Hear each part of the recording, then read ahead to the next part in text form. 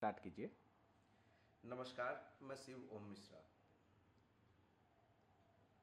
आप सबने सुना होगा हैदराबाद के एक बायोडाइवर्सिटी पार्क में, जो कि लगभग 400 एकड़ के विस्तार में फैला हुआ था। अभी शायद 2-3 दिन पहले वहाँ की घटना सामने आई कि हैदराबाद यूनिवर्सिटी के जस्ट बाजू में लगभग 400 एकड़ में बायोडाइवर्सिटी पार्क था और उस पार्क पर सरकार ने अपना कब्जा लेने के लिए, यानी कि आईआईटी पार्क बनाने के लिए, वहाँ के जंगलों को, वहाँ के पशु पक्षी और प्राणियों को निर्ममता से मारा है। हजारों की संख्या में वहाँ पर अति प्राचीन पेड़ों को काटा गया है। शायद आपको इस प्रकार का वायरल वीडियो दिखा होगा जिसके अंदर एक जंगल में सैकड़ों की संख्या में बुलडोजर चलाए जा रहे हैं और वहाँ पर हिरन, मोर और अन्य जानवरों की ऐसी करुणाप्रद आवाज़ सुनाई दे रही है कि शायद सुन करके आपके हृदय को रोना आ जाए। बहुत ही करुणामयी वह दृश्य है। यहाँ हम लोग 18 अप्रैल को देवकाली मूवी को प्रसारित करने जा रहे हैं भारत के सभी थिएटरों में, सिनेमाघरों में, द सीक्रेट ऑफ देवकाली, जिसके अंदर प्रकृति के ऊपर यदि आप अत्याचार करते हैं या पर्यावरण को खत्म करने का प्रयास करते हैं तो उसका परिणाम क्या होता है। उन जंगलों में रहने वाले उस जंगल के देवता, कुलदेवी के प्रकोप से फिर कैसे दुष्परिणाम आते हैं, उस मूवी में दिखाया गया है। अभी उस मूवी को रिलीज होने में महज 7-8 दिन बाकी हैं और हमारे पास ये खबर आती है कि 400 एकड़ के घने जंगल को सरकार आईटी पार्क बनाने के लिए वहाँ के जानवरों को, वहाँ के पेड़ों को, पूरे जंगल को नष्ट करने का प्रयास किया जा रहा है। इतना बड़ा कांड देश के अंदर हो रहा है और मीडिया मौन बैठी है। संभवतः वहां पर तो कांग्रेस की सरकार है, रेवंत रेड्डी मुख्यमंत्री हैं। अगर यह घटना किसी भाजपा शासित राज्य में होता तो आज पूरे देश में विरोध का एक बहुत बड़ा माहौल बन जाता। केंद्र में भाजपा सरकार बैठी है, पेटा जैसे बड़े बड़े संगठन हैं जो पशु पक्षियों के लिए कार्य करते हैं, और बड़े दुख की बात है कि न राज्य की सरकार कुछ इस विषय पे बोल रही है, न केंद्र की सरकार इस विषय पे बोल रही है, ना ही पेटा जैसे संगठन बोल रहे हैं, और ना ही पशु पक्षी और जानवरों के लिए काम करने वाले राष्ट्रीय और अंतर्राष्ट्रीय संस्थाएं कुछ बोल रही हैं। हृदय के अंदर कौतूहल होता है कि इतनी बड़ी घटना घट जाती है और देश का कोई मीडिया किसी से एक प्रश्न तक नहीं करता है। कुछ साल पूर्व एक घटना मुंबई में हुई थी, नारे गार्डन की। घटना होने से पहले पूरी दुनिया को पता चल गया कि किसी जंगल में आग लगी है, किसी गार्डन में आग लगी है, और आज यहां पर हजारों की संख्या में जानवरों को मारा गया। 400 एकड़ के फैले जंगल से 25% जंगल को साफ कर दिया गया, यानी कि तकरीबन 100 एकड़ जमीन, 100 एकड़ जंगल के अंदर रहने वाले जानवरों को मार दिया गया, वहां के पेड़ों को काट दिया गया, और हम बस देख रहे हैं, कुछ नहीं कर रहे हैं।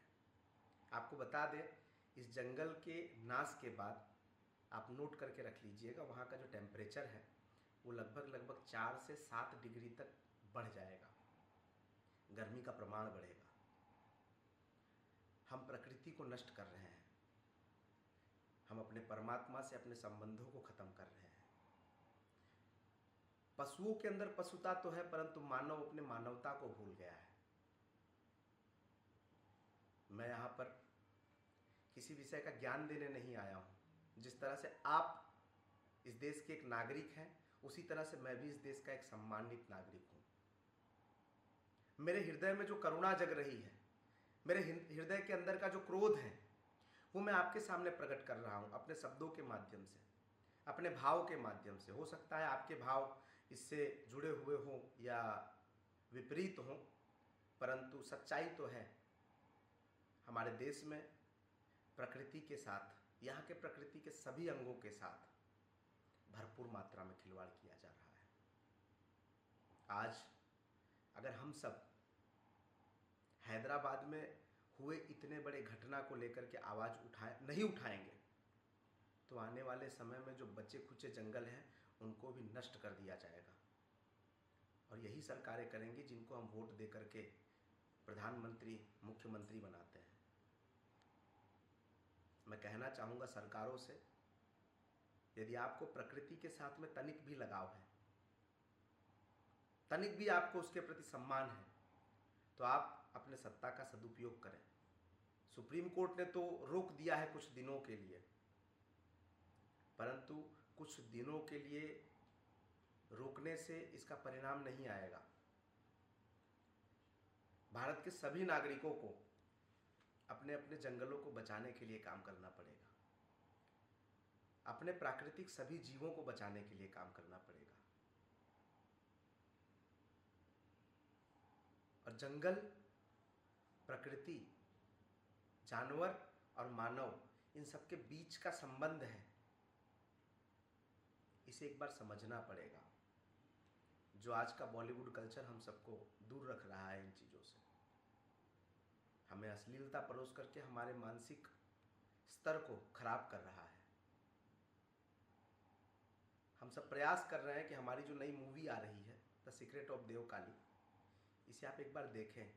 इसे देखने के बाद आपको पता चलेगा कि मानव और जानवर दोनों के बीच का प्रेम क्या होता है। प्रकृति ने हमें क्या दिया है, हमने उससे क्या प्राप्त किया है, और उनका नाश करके हमने क्या खोया है, यह हमें आपको जानने को मिलेगा। अपने बच्चों के साथ एक बार जाइए। जिस तरह से आप रामायण देखते हैं राम के आदर्शों को देखने के लिए, जानने के लिए, आप महाभारत देखते हैं कृष्ण के जीवन चरित्र को जानने के लिए, क्योंकि उसके अंदर हमारी सभ्यता है, हमारी संस्कृति है, हमारे संस्कार हैं, हमारे देव हैं, हमारे धार्मिक पुस्तक के ज्ञान है। उसी प्रकार से द सीक्रेट ऑफ देवकाली आपको सनातन संस्कृति, सभ्यता, यहाँ की परंपराओं, प्रकृति और पर्यावरण के बीच का तादात्म्य कैसे स्थापित करें, उनके बीच का प्रेम क्या हो सकता है, हम प्रकृति को कैसे बचा सकते हैं, यह आपको इस मूवी में देखने को मिलेगा। परंतु आप सब इस मूवी को तो 18 अप्रैल को देखेंगे, लेकिन उससे पहले हैदराबाद SCU बायोडाइवर्सिटी पार्क में हुए हजारों जानवरों के निर्मम हत्या के लिए, हजारों काटे गए पेड़ों के लिए अपने दिन के 24 घंटे में से कम 5 मिनट निकालिए इस प्रकृति के लिए, इस भारत माँ के लिए, इस भारत माता की संतानों के लिए। याद रखिएगा, आज आप मौन रहेंगे तो आने वाले समय में आपकी आवाज़ सुनने वाला कोई नहीं रहेगा। इस घटना पे देश के हर नागरिक को, जिसने इस पृथ्वी पर जन्म लिया है, उस हर व्यक्ति को अपनी प्रतिक्रिया अवश्य देनी चाहिए और सरकारों को अपनी जिम्मेदारियां सुनिश्चित करते हुए ऐसी घटनाओं पर तत्काल रोक लगानी चाहिए। और ऐसे मुख्यमंत्री जिनका प्रकृति और प्रकृति के अंगों के साथ में ऐसा व्यवहार हो, इनको तत्काल अपने पद को छोड़ करके जनता के सामने आकर के माफ़ी मांगनी चाहिए। मैं दुखी हूँ कि मेरे पास इतना पैसा नहीं है कि मैं उन जानवरों को बचा सकूं, परंतु इतना आश्वस्त करना चाहूँगा रेवंत रेड्डी जी को, वहाँ के मुख्यमंत्री जी को, आप सक्षम हैं उस पद पर, इन जानवरों को बचा लीजिए। यदि आपके अंदर सामर्थ्य नहीं है तो मैं कहता हूँ आपको, आप सरकारी रेट जो भी हो, आप सरकारी रेट पे उस ज़मीन को हमें दे दीजिए, पूरा पैसा आपको चुकाया जाएगा और हम वचन देते हैं कि हम वहाँ पर इससे भी बेहतर बायोडाइवर्सिटी पार्क बनाएंगे और देश के विलुप्त हो रहे जानवरों को वहाँ पर रख करके उनको अच्छा जीवन देंगे। लेकिन याद रखिएगा, इस कार्य की पहल अगर हम करेंगे तो थू थू आप पे होगी, और आप करेंगे तो पूरे जगत में आपका जय जयकार होगा। मेरे मित्र, आप यदि इस संदेश को सुन रहे हैं तो आप इस पर प्रतिक्रिया अवश्य दीजिएगा। ये प्रकृति का विषय है, ये हमारी संस्कृति का विषय है और ये हमारी जीवनदायिनी माँ का विषय है। आइए हम सब मिल करके जल, जंगल और ज़मीन तीनों को बचाएं, ताकि हमारा अस्तित्व आने वाले समय में और मंगलमय हो और माँ भारती पुनः अपने सर्वोच्च पद, विश्वगुरु के पद पर स्थापित हो। जय माँ भारती, जय श्री राम।